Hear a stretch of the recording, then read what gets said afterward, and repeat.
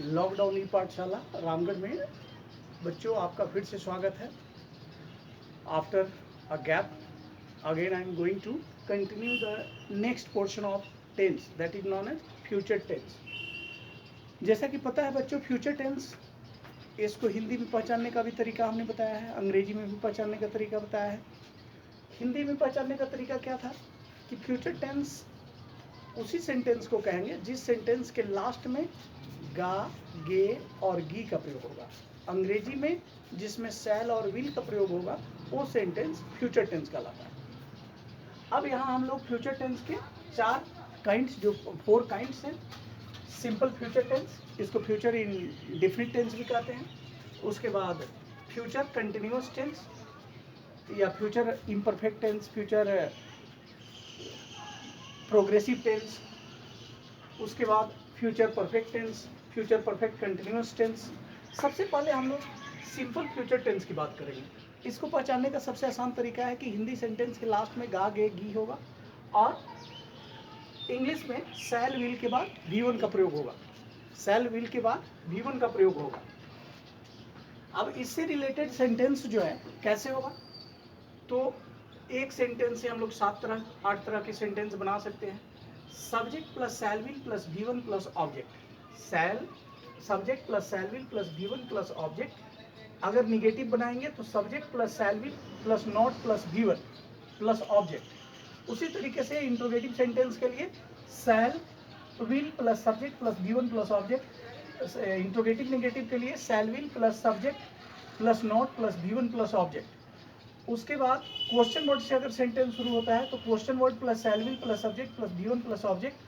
और negative sentence question word plus shall will plus subject plus not plus V1 plus object. उसी तरीके से आपका अगर सेंटेंस हु से प्रारंभ होता है तो हु से प्रारंभ होता है तो who plus will plus V1 plus object. अगर नेगेटिव होगा तो who plus will plus not plus V1 plus object. अब इससे रिलेटेड अगर सेंटेंस को इसका एग्जाम्पल दें तो ये बोल सकते हैं कि Mohan will write a letter, Mohan will not write a letter, will Mohan write a letter, will Mohan not write a letter. why will Mohan write a letter, why will Mohan not write a letter, who will write a letter, who will not write a letter। Next उसी तरीके से future continuous imperfect या future progressive tense, इसमें जो है हिंदी में पहचानने के लिए जिस हिंदी वाक्य के लास्ट में ता, ती, ते, रहेगा, रहेगी, रहेंगे, रहेगा, या अंग्रेजी में shall will plus be plus V4। V4 का मतलब बच्चों जैसा कि हमने बताया था, V4 का मतलब वर्ब में ING लगा होना चाहिए। तो उसी तरीके से इसका भी एक सेंटेंस से 7 सेंटेंस बनाने का तरीका, subject plus shall will plus be plus V4 plus object. देखो बच्चों यहाँ पर थोड़ी सी डिफरेंस क्या है, अगर इस सिंपल फ्यूचर को पैसिव में चेंज करेंगे तो शैल विल के बाद बी प्लस V3 का प्रयोग करेंगे, लेकिन अगर फ्यूचर कंटिन्यूअस होगा तो शैल विल बी के बाद निश्चित रूप से V4 का इस्तेमाल होगा। Subject plus shall will plus be plus V4 plus object. अगर निगेटिव होगा, निगेटिव सेंटेंस होगा तो subject plus shall will plus not plus be plus V4। Interrogative sentence में shall will plus subject plus be plus V4 plus object. Interrogative negative shall will plus subject plus be plus V4 plus object. Shall will plus subject plus not plus be plus V4 plus object. Question word से sentence शुरू होगा तो question word plus shall will plus subject plus be plus V4 plus object. इसी में question word plus shall will plus subject plus not plus be plus V4 plus object. और अगर sentence who से शुरू हो तो who plus will plus be plus V4 plus object. इसका भी एग्जाम्पल सिंपल है। इसका भी एग्जाम्पल सिंपल क्या है, तो जैसे Radha will be playing chess, Radha will not be playing chess. Will Radha be playing chess, will Radha not be playing chess. Where will Radha be playing chess, where will Radha not be playing chess, who will be playing chess। इस तरीके से इसका example. अब future perfect tense, future perfect tense का क्या है, future perfect tense को हिंदी में चुका चुकी प्लस लास्ट में गा, गे, गी रहेगा और इंग्लिश में shall will plus have plus V3 होता है। अब इसमें थोड़ा सा डिफरेंस क्या है, परफेक्ट और परफेक्ट कंटिन्यूअस। जैसे ही कंटिन्यूस का इस्तेमाल होगा V4 का होगा, और परफेक्ट का मतलब कि शैल will plus have plus V3। अब यहाँ पर 1 से 7 सेंटेंस बनाने के लिए सब्जेक्ट के बाद shall will plus have plus V3 plus object. Affirmative sentence हो गया, नेगेटिव होगा तो subject plus shall will plus not plus have plus V3 plus object. Interrogative में shall will plus subject, shall will plus subject plus have plus V3 plus object. और interrogative negative में shall will plus subject plus not plus have plus V3 plus object. Question word से sentence शुरू हो तो question word plus shall will plus subject plus have plus V3 plus object. और question word plus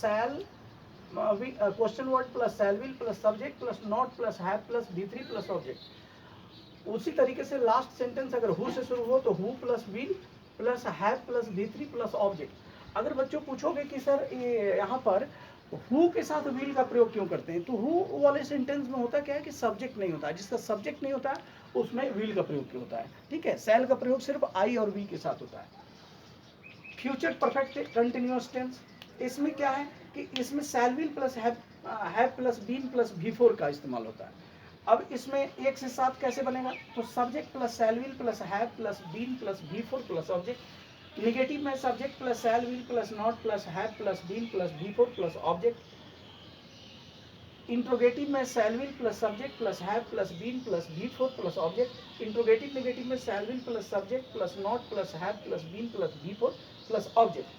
question word से रहे तो question word plus shall will plus subject plus have plus been plus V4 plus object. और negative रहे तो question word plus shall will plus subject plus not plus have plus been plus V4 plus object. और who से शुरू हो तो who plus will plus have plus been plus V4 plus object. Mainly इस tense का इस्तेमाल बहुत कम होता है, फ्यूचर परफेक्ट कंटिन्यूअस का इस्तेमाल बहुत कम होता है। जैसे इसका एग्जाम्पल में दे सकते हैं, the teacher will have taut English, the teacher will not have taut English, will not have taut you English, will the teacher have taut you English, will the teacher not have taut you English, why will the teacher have taught you English, why will the teacher not have taught you English, who will have taught you English। उसी तरीके से future continuous में I shall have been teaching English, I shall not have teaching English, shall I have been teaching English। इसमें actually shall will have के बाद been का प्रयोग होगा। जैसे I shall have been teaching English, I shall not have been teaching English, shall I have been teaching English, shall I have not been teaching English, why shall I have been teaching English, why shall I have not been teaching English, who will have been teaching English.